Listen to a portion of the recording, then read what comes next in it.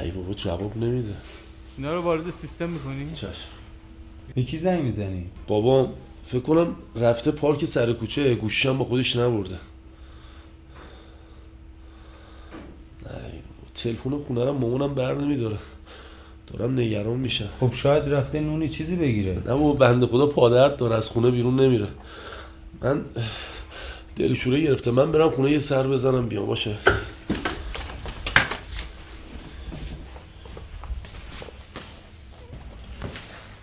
پسره کجا رفت؟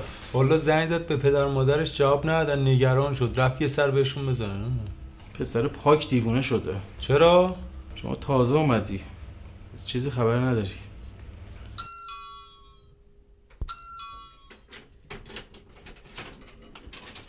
مادر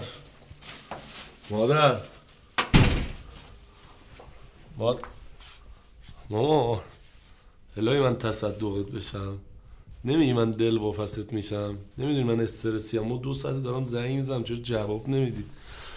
تصدقت بشم من، فدای تو بشم من. خوبی؟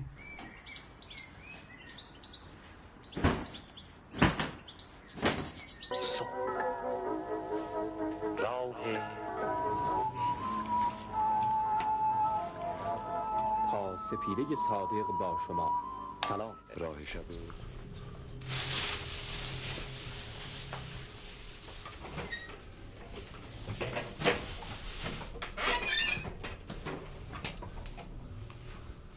الهی من دور سرت بگردم که اینطوری منو نگاه میکنی.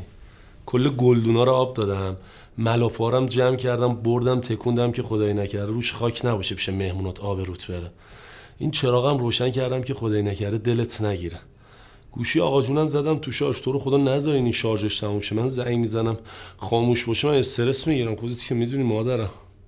این میوارم گذاشتم تو یخچال خنک بشه با آقا جون بخورین. خب من میرم، دیرم شده، به خدا باید برم سر کار. با آقا جون بگو خیلی دلم براش تنگ شده. خب خیلی زود میام میبینم تو، دور سرتو تصدقت بشم مادر، فدای تو بشم.